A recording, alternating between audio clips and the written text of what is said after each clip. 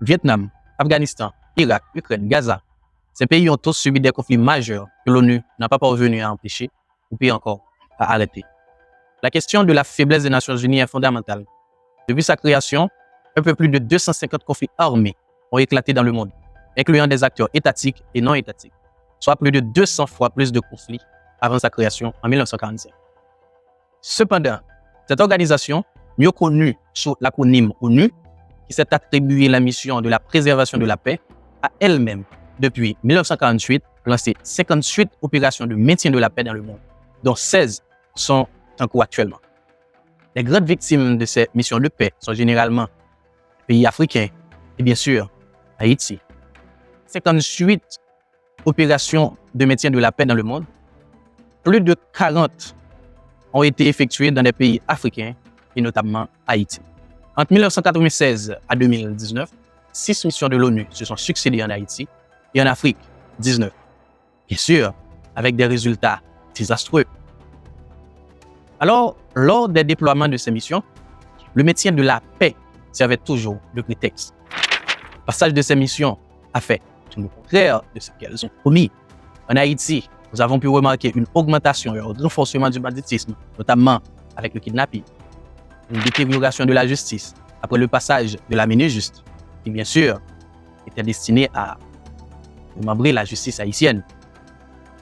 En Afrique, nous avons pu remarquer le même scénario, avec une intensification des actions terroristes, une modernisation des groupes armés. Les missions de la paix de l'ONU ont tout apporté, sauf, bien sûr, ceux pour lesquels ils ont été créés. Mais quand on s'est rendu compte qu'il était déjà trop tard, et l'ancienne mission a été déjà remplacée par une nouvelle, avec une nouvelle mission, comme si la précédente était une réussite. Tel fut le cas à Haïti, avec le MINUSTAH, le Minijust, bien sûr, BINU, qui se sont succédés les uns après les autres. Au Mali, avec la MINUSMA, on a connu le même scénario.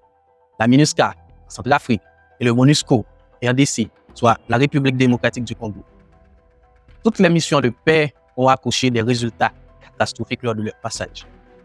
L'ONU n'a pas seulement échoué dans leur mission de la préservation de la paix, ils ont aussi échoué à empêcher les conflits armés, interétatiques, ou même à les arrêter. Nous avons les exemples les plus récents avec l'Ukraine, Gaza, sans oublier l'Irak. Dans cet épisode, nous nous donnons le pénible travail de vous faire comprendre pourquoi l'ONU est si faible et surtout pourquoi elle est si inefficace. La première chose à savoir est que l'ONU constitue un terrain d'affrontement entre les grandes nations pour confirmer leur puissance avec comme unité de mesure l'influence. Si la proposition faite par Washington est adoptée à majorité, il continue à être la superpuissance qu'il s'imagine. Dans le cas contraire, on vous dit que le monde tend vers la multipolarité et que le temps où toutes les nations se courbaient selon les désirs de la Maison-Blanche est bien révolu. Et ça, c'est mal, très mal, selon le point de vue occidental. Quelle que soit la proposition, on dirait que Washington a presque toujours la bonne formule pour amener soit à l'adoption, soit au rejet en fonction de ses intérêts. Quand si rarement que cela pouvait être une résolution qui n'est pas dans son intérêt à être adoptée, il fait appel alors au fameux veto, le droit de veto. Alors, c'est quoi ce fameux droit de veto? Le droit de veto est une prérogative que détient une nation qui lui permet à lui seul de bloquer une résolution de l'ONU ou de la faire passer si tous les détenteurs se sont mis d'accord indépendamment de la position des autres pays. Il faut savoir que ce fameux privilège appelé veto est détenu par 5 pays sur 193. La Russie, la Chine, la France, la Grande-Bretagne et bien sûr, câblement, les USA. Ce droit de veto, pour en dire, constitue la première et la plus grande faiblesse de cette organisation qui est l'ONU. De 1945 à 2017, les Nations Unies ont adopté 44 résolutions contre Israël pour essayer de mettre fin au conflit avec la Palestine. Les États-Unis ont utilisé leur veto 43 fois afin de bloquer toute solution au conflit. Et comme conséquence, les guerres qui se sont produites entre les deux camps pendant cette période ont donné lieu à plus de 112 000 morts du côté arabe et 24 000 du côté israélien. et pour la majorité des civils. Depuis plusieurs semaines, de nombreuses organisations des droits humains et d'inspection de la guerre tirent la sonnette d'alarme de la catastrophe humanitaire qu'il y a lieu actuellement à Gaza. Mais à chaque fois, les États-Unis utilisent leur veto pour toute résolution à ce point. La guerre en Ukraine. Les États-Unis ne sont pas les seuls à utiliser les prérogatives du droit de veto. Sur le conflit ukrainien, les Nations Unies ont voté près d'une dizaine de résolutions pour un cessez-le-feu, condamnant aussitôt l'annexion de la Crimée, l'invasion de l'Ukraine en février 2022. Elles ont toutes été bloquées, la Russie elle-même. Le veto permet aussi à ces détenteurs de bloquer une vote faite directement à leur encontre, comme la Russie a bloqué son expulsion de la Commission des droits de l'homme pour les crimes de guerre de Boutcha en Ukraine. À chaque fois qu'il y a une guerre majeure que l'on n'a pas pu éviter, le veto, lui au contraire, mais cette guerre, la guerre d'Irak, la guerre d'Afghanistan, du Vietnam, pour n'en citer que ceux-là.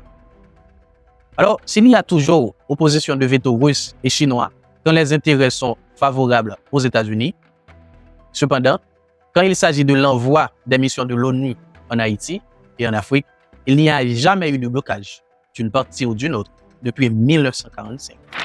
C'est bizarre. Le droit de veto renforce le sentiment antidémocratique au sein même de l'ONU.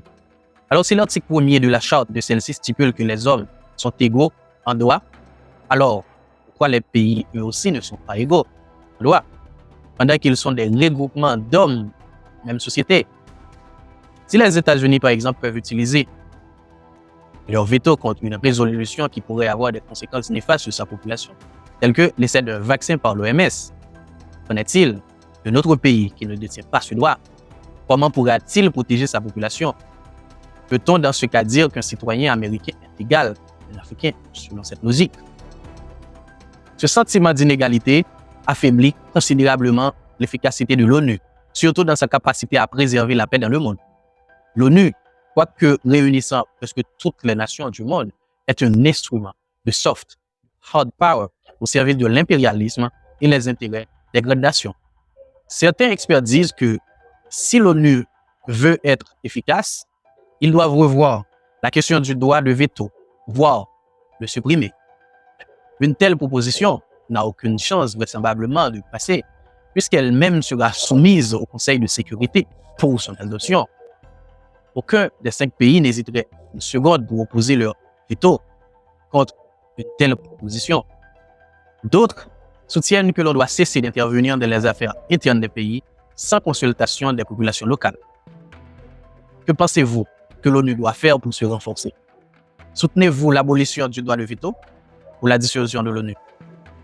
Alors, je vous invite à répondre dans les commentaires. C'est toujours un grand plaisir de vous lire et de répondre à vos questions. Merci.